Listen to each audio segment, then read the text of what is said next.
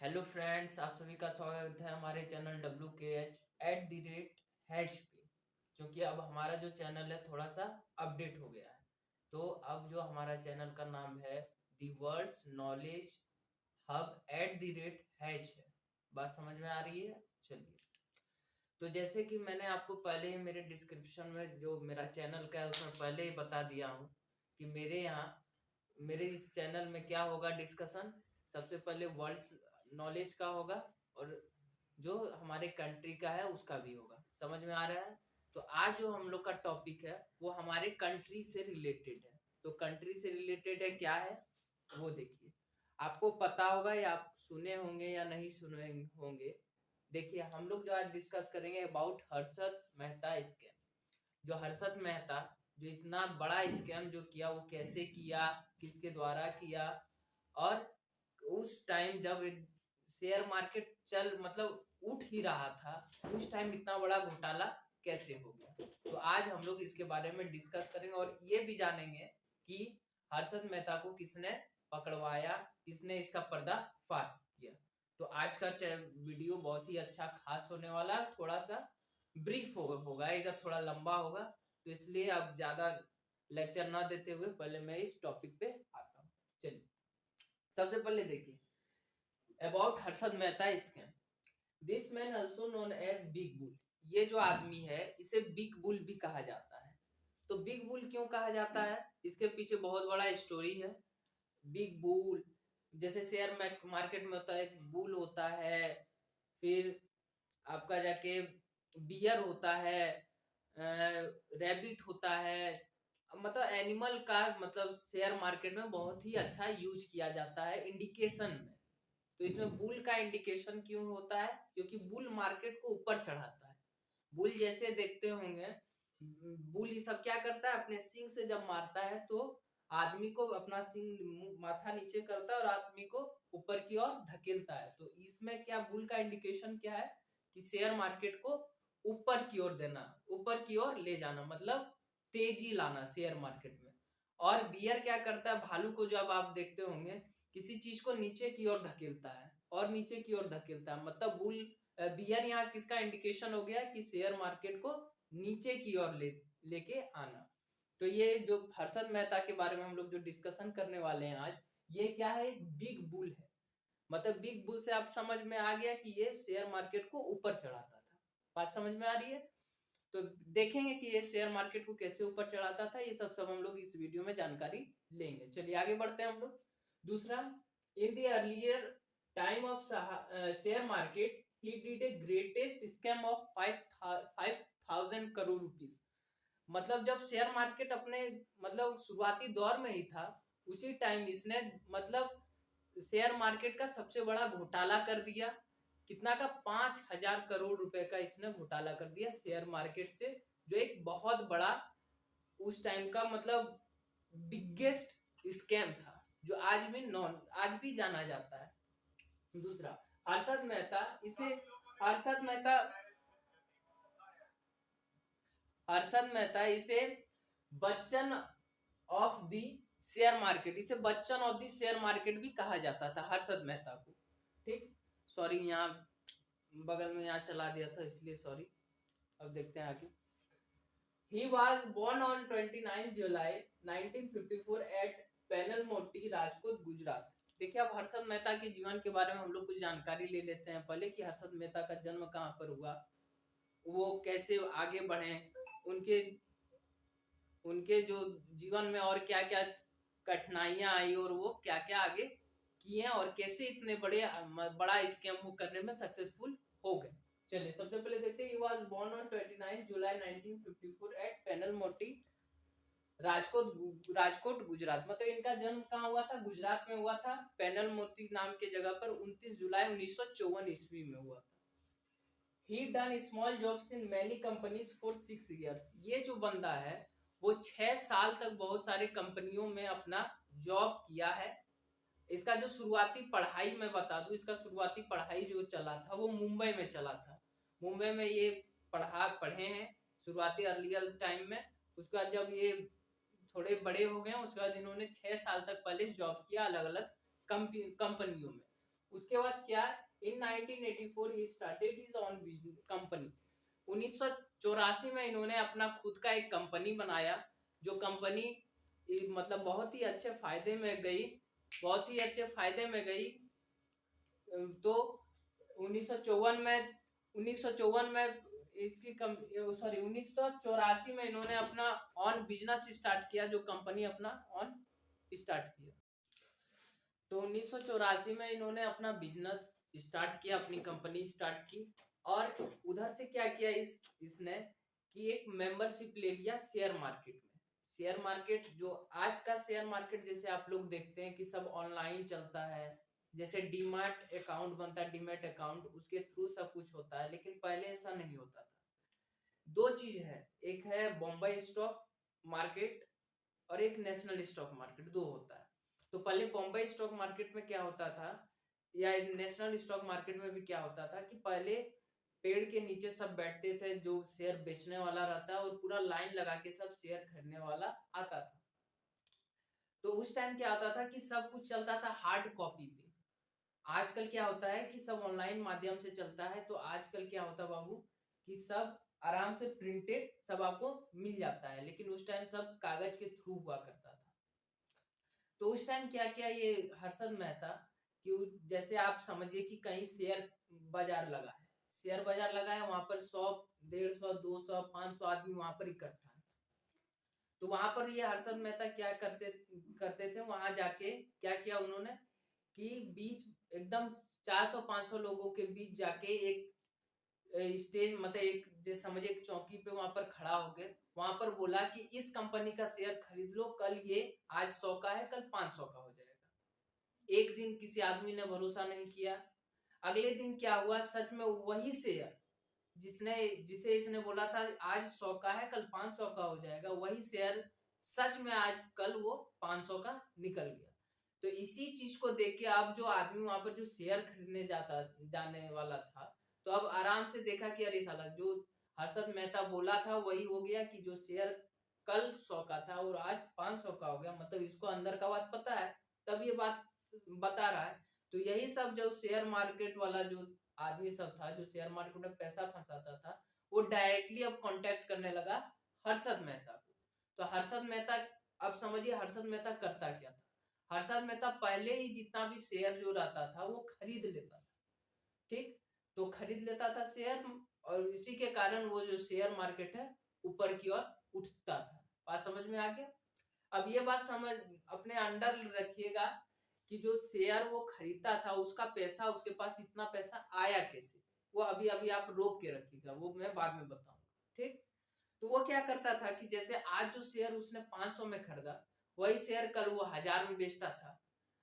कल 1000 में बेचा, कल फिर वो शेयर खरीद लिया 1000 में, तो अगले दिन 1500 में बेचा, फिर 1500 में, तो उसका शेयर इसी तरह वो दाम अपना बढ़ाता रहता था। इसी तरह हर्षद मेहता बिल्कुल कहलाया। और आगे और मैं बताऊंगा उसके पास पैसा कैसे है, ये बात अपने पास बचा के रखिएगा। In 1984 he take a membership in share market. ये क्या किया कि अपना मेंबरशिप ले लिया शेयर मार्केट में। बात समझ में आ गया। इन 1980s to 90s newspaper, all newspaper cover about Mehta.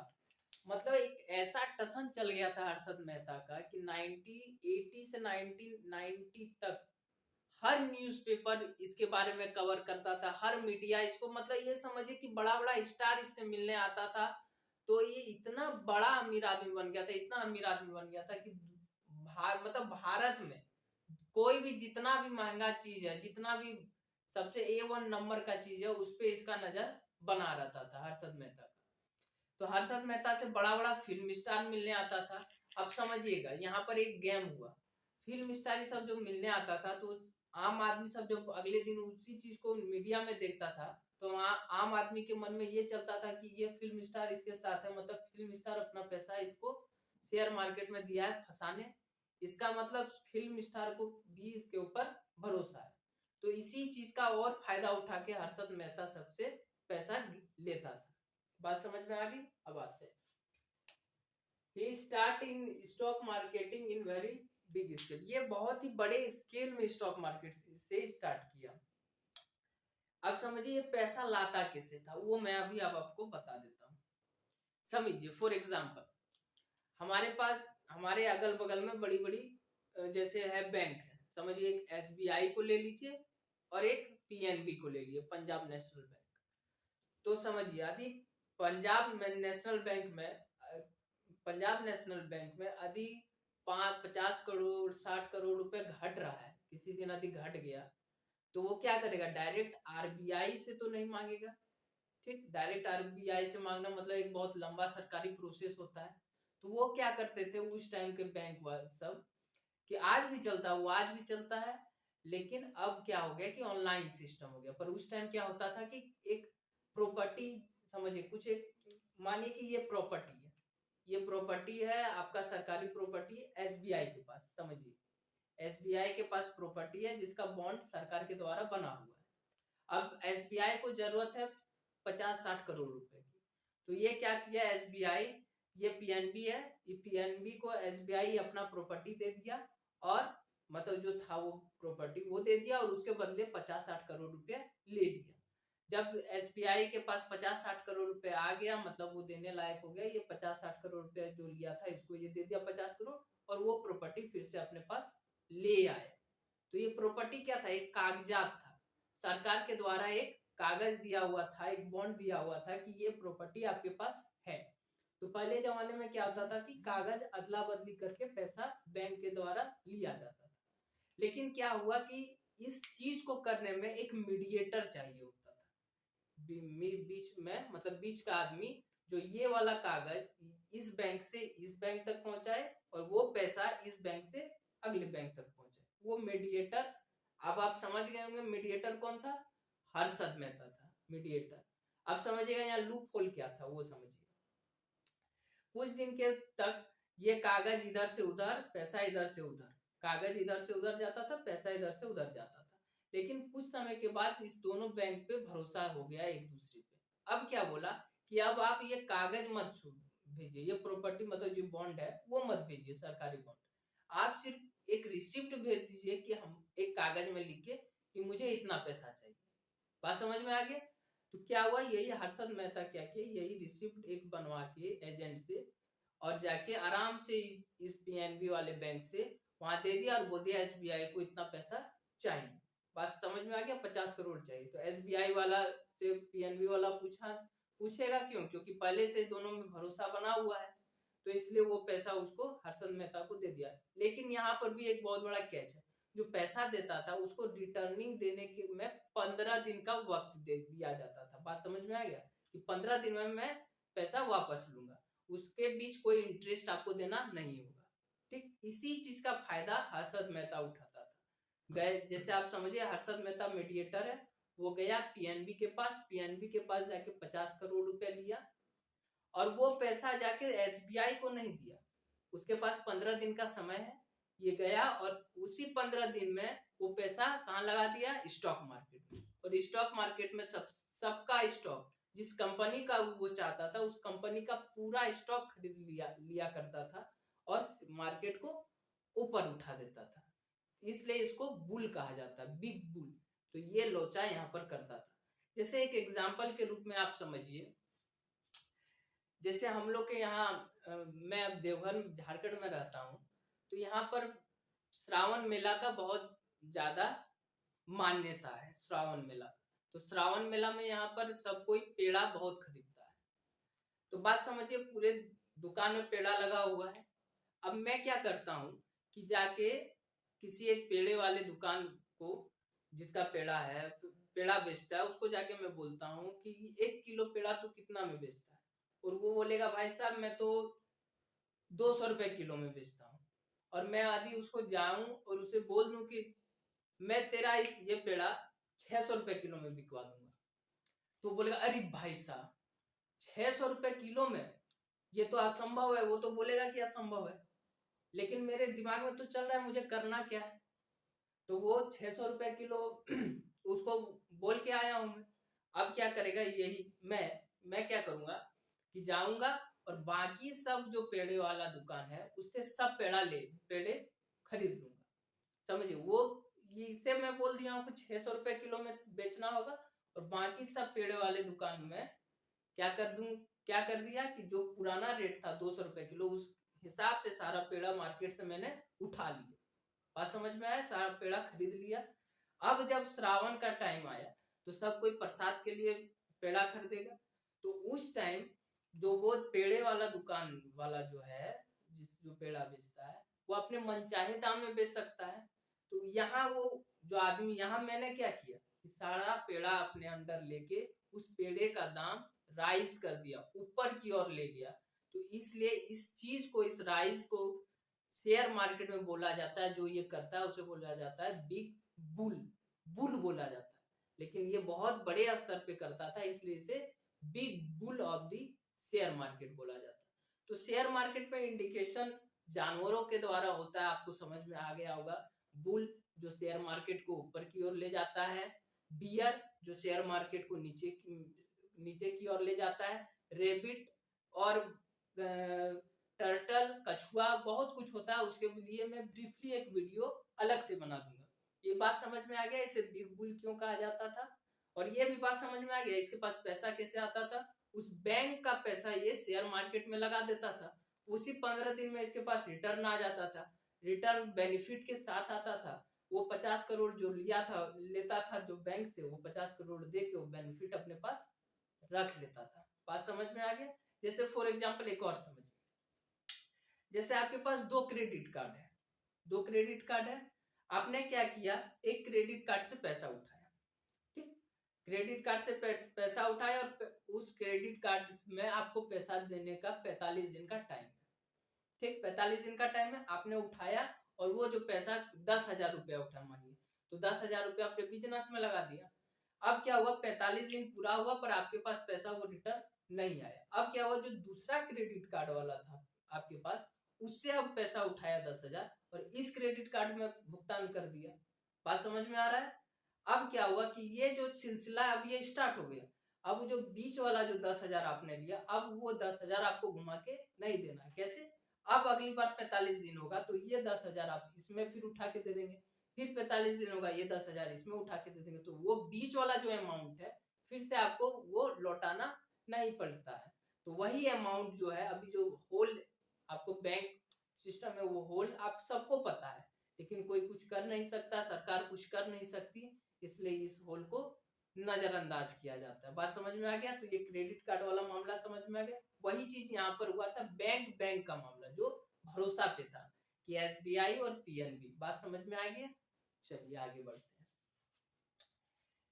He explored bye a journalist. अब बात समझिए कि इसे मतलब कैसे पहचाना गया कि ये इतना बड़ा स्कैम कर रहा है, ठीक, इतना बड़ा स्कैम कर रहा है।